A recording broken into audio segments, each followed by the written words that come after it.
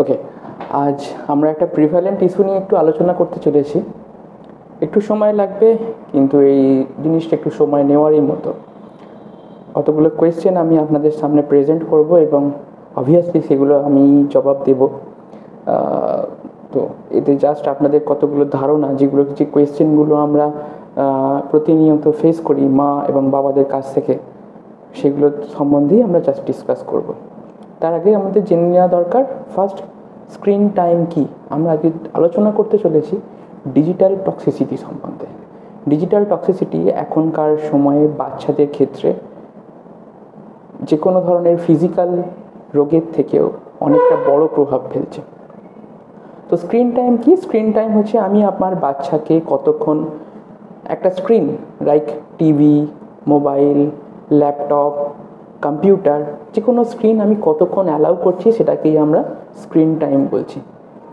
তো কতক্ষণ, second question হচ্ছে কতক্ষণ আমি অ্যালাউ করব বাচ্চাকে।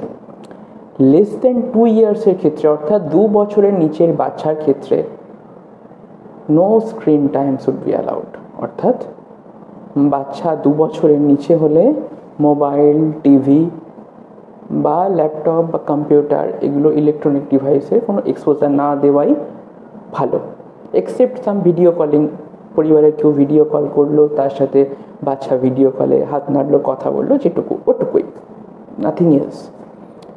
2 থেকে 5 বছরের বাচ্চাদের ক্ষেত্রে maximum 1 hour under parental guidance, মানে বাবা মা থাকবেন, একসাথে দেখবেন, সেই সময়ে maximum 1 hour, the lesser the better, যত কম হবে তত ভালো। 5 বছরের পরের ক্ষেত্রে আমরা এক্সেসিভ স্ক্রিন টাইম বলবো যদি বাচ্চা খাওয়া দাওয়া করছে, 1 ঘন্টা খেলাধুলা করছে, 8 থেকে 9 ঘন্টা স্লিপ, অর্থাৎ ঠিকঠাক করে ঘুমাচ্ছে, ফ্যামিলি টাইম দিতে পারছে, নিজের হবি টাইম দিতে পারছে, এইগুলো যদি কোনোটা একটাও ডিসরাপ্টেড হয়, অর্থাৎ ঘুমাচ্ছে না, খেলতে যাচ্ছে না, এই ধরনের জিনিসপত্রগুলো, তাহলে কিন্তু সেটাকে আমরা এক্সেসিভ স্ক্রিন টাইমের মধ্যে ফেলবো। তো এর এফেক্ট কি? এর এফেক্ট অনেকগুলো হতে পারে, আপনারা জানেন, ফেস করছেন অনেকেই। Physical effect. ফিজিক্যাল এফেক্ট কি? বাচ্চা সারাক্ষণ এই ধরনের স্ক্রিনের সামনে বসে থাকার জন্য ফিজিক্যাল অ্যাক্টিভিটি কমে যাচ্ছে, যার কারণে ওবেস হয়ে পড়ছে, অর্থাৎ বাচ্চারা মোটা হয়ে পড়ছে, দরকারের থেকেও বেশি, পারমিসেবল লিমিটের থেকেও বেশি ওবেস হয়ে পড়ছে। এবং এই ওবেসিটি আরও অনেক জিনিসপত্রগুলোকে বয়ে নিয়ে আসে, সেগুলো আপনাদের বলে দেওয়ার দরকার নেই। তাছাড়া আপনার মোবাইল দেখার সময় চোখের স্ট্রেনিং, হাতে ধরে আছি তার স্ট্রেনিং, এই ধরনের জিনিসপত্র থাকে, ঘাড়ের ব্যথা, মাথায় ব্যথা, এগুলো তো থাকেই, চোখ শুকনো হয়ে যাওয়া, এগুলো থাকে। মেন্টাল এফেক্ট কি? মেন্টাল এফেক্ট হচ্ছে সবচেয়ে বড় আমাদের এখানে। 2 বছরের নিচের বাচ্চাদের ক্ষেত্রে দেখা যায় যে যারা এক্সেসিভ স্ক্রিন টাইম এগুলো দিচ্ছে, তাদের ক্ষেত্রে ডিলেড স্পিচ হচ্ছে, অর্থাৎ কথা বলাটা দেরিতে হচ্ছে, অ্যাগ্রেসিভ হয়ে পড়ছে বাচ্চা মারামারি করতে পছন্দ করছে, হাইপার অ্যাক্টিভ হয়ে যাচ্ছে, কারো কথা শুনছে না। এই ধরনের জিনিসপত্র কিন্তু মোবাইল ভিউইং বাচ্চাদের ক্ষেত্রে অনেক বেশি দেখা যায়। এছাড়া আর কি হতে পারে?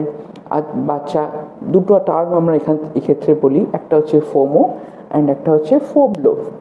ফোমো অর্থাৎ ফিয়ার অফ মিসিং আউট, বাবা মা বা ভাই বোন বা আমার পরিবারে যারা আছে তারা আমাকে ছাড়া কিছু একটা করে ফেলছে, and fear of being left out, আমাকে ছেড়ে চলে যাচ্ছে, এই ধরনের জিনিসপত্রগুলো। তারপরে একটু অ্যাডোলেসেন্ট এজ গ্রুপে বা মোর দ্যান 5 ইয়ার্স এজ গ্রুপে যখন আমরা স্ক্রিন পারমিট করছি, তখন হার্মফুল ওয়েবসাইটস দেখছে, সেখানে আননেসেসারি পর্নোগ্রাফিক জিনিসপত্রের প্রতি এক্সপোজার হচ্ছে বাচ্চাদের, এগুলো একটা বড় জিনিস।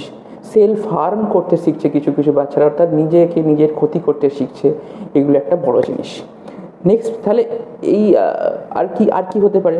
সোশ্যাল, মানে আমি জানেন আপনারা, ফেসবুকে আমার 1000টা বন্ধু আছে, কিন্তু মুখে কারোর সাথে আমি কথা বলতে পারছি না, ডিপ্রেশনে চলে যাচ্ছি, অ্যাংজাইটিতে থাকছি, আমি অন্যজনের সাথে কথা বলতে গিয়ে নিজেকে ইন্ট্রোভার্ট ফিল করছি আরও বেশি করে। Those things happen more with mobile viewing. Scholastics performance decrease করছে, স্কুলে আমার একাডেমিক্যালি বাচ্চা ভালো থাকছে না, স্কুলে খেলাধুলার দিকে বাচ্চা নজর থাকছে না, এই সমস্ত জিনিসপত্রগুলো হচ্ছে। আচ্ছা, তাহলে এবার কিছু কিছু লোক প্রশ্ন করবেন, তাহলে হ্যাঁ বেনিফিট কি কিছুই নেই? Yes, there are lot of benefits when it's used in a good way। কীরকম? তার দুটো শর্ত হতে হবে। একটা হচ্ছে co-viewing and co-playing। co-viewing and co-playing কি?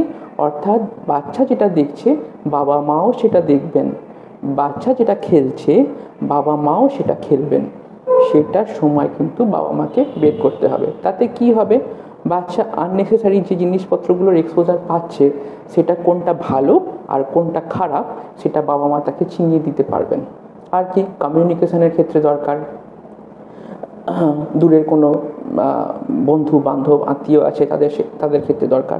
নলেজ শেয়ারিংয়ের প্ল্যাটফর্ম এখন খুব ভালো, ইন্টারনেট, বিভিন্ন ধরনের ওয়েবসাইটস আছে যেখান থেকে বাচ্চারা রীতিমতো ভালোভাবে পড়াশোনা করতে পারে। আপনারা জানেন অনেক ওয়েবসাইটসের নাম, আনএকাডেমি, ফিজিক্সওয়ালা, এই সমস্ত জিনিসপত্র থেকে বাচ্চারা খুব কম এজেই পড়াশোনা করতে শুরু করে দিচ্ছে। এছাড়াও আরও বিভিন্ন জিনিসের লার্নিং প্ল্যাটফর্ম, যেমন আপনার বিভিন্ন মিউজিক সিস্টেমস, গিটার বাজানো শিখছে, মাউথ অর্গান বাজানো শিখছে, এ ধরনের জিনিসপত্রগুলো কিন্তু আমরা ইন্টারনেট থেকে শিখতে পারি অনেক সময়, ইভেন আমিও শিখেছি। আচ্ছা, ব্লগিং, কিছু কিছু ওয়েবসাইটগুলো থাকে, সেগুলো সম্বন্ধে একটা শহরের, একটা জায়গার বা একটা স্পেশাল কোনো জিনিসের জিওগ্রাফি সম্বন্ধে বাচ্চারা পরিচিত হতে পারে। তারপরে আপনার বিভিন্ন ধরনের ইনফরমেশানের কিন্তু একটা বড় source internet, when used in a correct way। ঠিক আছে? তো আমাদের বাবা মার প্রশ্ন করা থাকে যে তাহলে আমরা কোন এজ থেকে বাচ্চাকে ব্যাপারগুলো পারমিট করব? বললাম 2 বছরের আগে কোনো রকম মোবাইল বা কোনো রকম ইলেকট্রনিক ডিভাইস একেবারে না। 2 বছর থেকে 5 বছরের পরে মাঝে আমরা জেনারেলি co-viewing-এর কথা বললাম, মানে একসাথে বসে আমি আর আমার বাচ্চা মোবাইল বা টিভি এগুলো যেটা দেখছি সেটা আমি আমার গাইডেন্সে বাচ্চাকে দেখাচ্ছি। মোর দ্যান 5 ইয়ার্সের ক্ষেত্রে বা একটু অ্যাডোলেসেন্ট বাচ্চাদের ক্ষেত্রে, যারা বাইরে যাচ্ছে তাদের ক্ষেত্রে কন্ট্যাক্ট রাখার জন্য অনেক সময় মোবাইল দেওয়ার দরকার পড়ে। চেষ্টা করবেন স্মার্টফোন অ্যাভয়েড করতে, সেক্ষেত্রে স্মার্টফোন অ্যাভয়েড করে যে সমস্ত কিপ্যাড নর্মাল ফিচার ফোনগুলো হয় সেগুলো দেওয়ার দরকার। আর একটু বড় হলে 18 বছরের বয়সের পর থেকে আপনার বাচ্চা স্মার্টফোন ইউজ করুক, তখন সেটা তার অধিকারের মধ্যে পড়ে, তার ইখতিয়ারের মধ্যে পড়ে, কিন্তু তার আগে পর্যন্ত স্মার্টফোন ব্যাপারটা না অ্যালাউ করাই ভালো। আর বিভিন্ন ধরনের আপনার সোশ্যাল মিডিয়া, এগুলো আমরা কখন থেকে বাচ্চাকে পারমিট করব? যেমন ফেসবুক, যেমন স্ন্যাপচ্যাট, যেমন ইনস্টাগ্রাম, এগুলো কিন্তু মিনিমাম আমাদের এজ হওয়া উচিত বাচ্চা 13 এজের পর থেকে আমরা মানে এই ব্যাপারগুলোকে আমরা পারমিট করব। বিভিন্ন ধরনের যে সমস্ত গেমগুলো আছে যেখানে কনস্ট্যান্টলি অনেক কিছু করা দরকার, সেগুলো কোন এজের পর থেকে পারমিট করব? বাবা মাও সঙ্গে থাকছে বা কোনো একজন গার্জিয়ান সঙ্গে থাকছে, সেই রকম অবস্থায় আমরা ওই পাবজি, ক্ল্যাশ অফ ক্ল্যান্সের মতো গেমগুলো অ্যালাউ করতে পারি 13 বছরের পর থেকে। একা 18 বছরের পর থেকে ছেড়ে দিন, সেটা আপনার বাচ্চার ব্যাপার। YouTube viewing should be under parental control till 18 years. YouTube viewing মা বাবা ঠিক করে দেবেন ইউটিউবে কোন জিনিসটা দেখবে আপ টু 18 বছর বয়স, এটা কিন্তু হওয়া দরকার। হোয়াটসঅ্যাপ চ্যাট কখন করবে? বাচ্চা 16 বছর না হওয়া পর্যন্ত হোয়াটসঅ্যাপ চ্যাট কিন্তু ইন্ট্রোডিউস করা দরকার নাই। ঠিক আছে, তো আমি আমার বাচ্চাকে কিভাবে একটা হেলদি ওয়েতে ইন্টারনেট ব্যবহার করতে বা এই ধরনের ইলেকট্রনিক ডিভাইস ব্যবহার করতে শেখাবো? অফকোর্স এই ব্যাপারটা শুড বি কমিউনিকেটিং। আমি আমার বাচ্চার সাথে কমিউনিকেট করছি, কোনটা ভালো কোনটা খারাপ এই ব্যাপার সম্বন্ধে বোঝাচ্ছি, সেইটা কিন্তু দরকার। আই স্ট্রেনিং বা এই ধরনের জিনিসপত্র যেগুলো আসছে, মানে চোখের সমস্যা, সেগুলো কিন্তু অ্যাভয়েড করতে হবে আমাদের। ফিজিক্যাল এই সমস্ত এফেক্টগুলোর কথা ভুলে গেলে চলবে না। জেনারেলি এখানে আমরা বাচ্চাকে বাবা মাকে 20-20-20 রুল ফলো করতে বলি। 20-20-20 রুল হচ্ছে, আমি 20 মিনিট কোনো একটা ডিভাইস দেখার পর আমি 20 সেকেন্ড চোখটা বন্ধ করে রাখবো, তারপর 20 ফিট দূরে কোনো একটা অবজেক্ট দেখার চেষ্টা করব। এটা হচ্ছে 20-20-20 রুলস। আর বেড টাইমের 1 ঘন্টা আগে আমাদের কিন্তু স্ক্রিন বন্ধ করতে হবে। ব্লু লাইট আমাদের স্ক্রিনের ক্ষেত্রে, আমাদের স্লিপের ক্ষেত্রে কিন্তু ডিস্ট্রাকটিভ, স্লিপ আমাদের ঠিকঠাক হতে দেবে না। পশ্চার ঠিক করতে হবে, আমি বসছি যখন তখন ঠিকঠাক কারেক্ট পশ্চারে আমার সামনে মোবাইল বা আপনার ল্যাপটপ বা আপনার টিভি থাকবে। মোবাইল দেখার সময় ঘাড় নিচু করে মোবাইল দেখা, এই ব্যাপারগুলো যাতে না হয় সেগুলো দেখতে হবে। সামনে তুলে মোবাইল দেখাটা অনেকটা ঠিকঠাক, মানে ঘাড়ের পজিশনের ক্ষেত্রে। বাড়িতে কিন্তু অবশ্যই একটা মোবাইল ফ্রি জোন রাখতে হবে। মোবাইল ফ্রি জোন অর্থাৎ যে জায়গাতে বাড়ির কেউ মোবাইল ব্যবহার করবেন না, বাড়ির কেউ মোবাইল ব্যবহার করবেন না এমন জায়গা রাখবেন। একটা বেডরুম থাকতে পারে, সেটা আপনার একটা কিচেন রুম থাকতে পারে, সেটা একটা ডাইনিং রুম থাকতে পারে, হল রুম থাকতে পারে, যেখানে আমার কেউ মোবাইল দেখবেন। এছাড়া আপনি কিছু রোল মডেল সিলেক্ট করে দিতে পারেন বাচ্চাকে, যে you should be like that.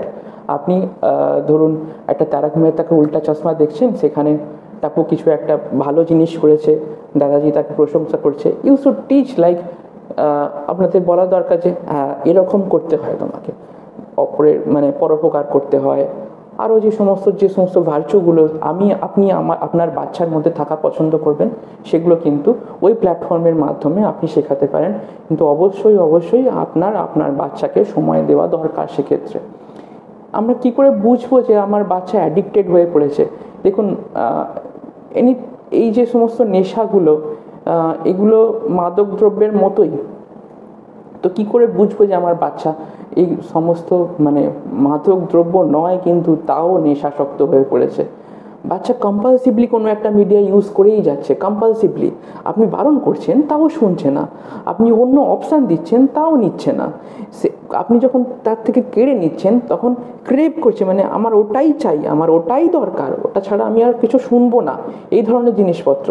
বাচ্চা ওটা ছাড়া ডিপ্রেশনে চলে যাচ্ছে, যখন ওটা ছাড়া থাকছে বাচ্চা, তখন প্রচণ্ড অ্যাংসাস হয়ে পড়ছে, অ্যাগ্রেসিভ হয়ে পড়ছে। আপনার বাচ্চাকে তখন এটা বুঝুন যে আপনার বাচ্চা এটা হাতের বাইরে যাচ্ছে, and you need to control that. আপনার ডিভাইস বদলানো দরকার, আপনাদের নিজেদের বদলানো দরকার, আপনাদের প্যাটার্ন বদলানো দরকার। না হলে বাচ্চার ADHD বা আপনার আরও যে সমস্ত কিছু ক্ষেত্রে সুইসাইড টেন্ডেন্সি, এই ধরনের জিনিসপত্রের দিকেও কিন্তু বাচ্চারা চলে যেতে পারে। আর আমি এখনও পর্যন্ত মোটামুটি 7টা থেকে 8টা কোয়েশ্চেনের আনসার করলাম। আর সবচেয়ে ইম্পর্টেন্ট জিনিস, আমি কতক্ষণ মোবাইল ব্যবহার করব আমার বাচ্চাকে শেখানোর জন্য, যতটা কম হয় ততটা ভালো। আর বাচ্চারা সেটাই করে যেটা তার বাবা মা করে। বাচ্চার বাবা মা যেটা বলছে সেটা কিন্তু বাচ্চার বাবা মা করে না, যেটা দেখছে বাবা মাকে করতে সেটাই কিন্তু করবে।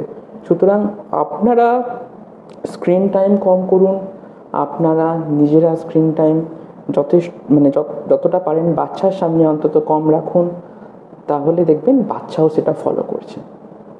ওকে,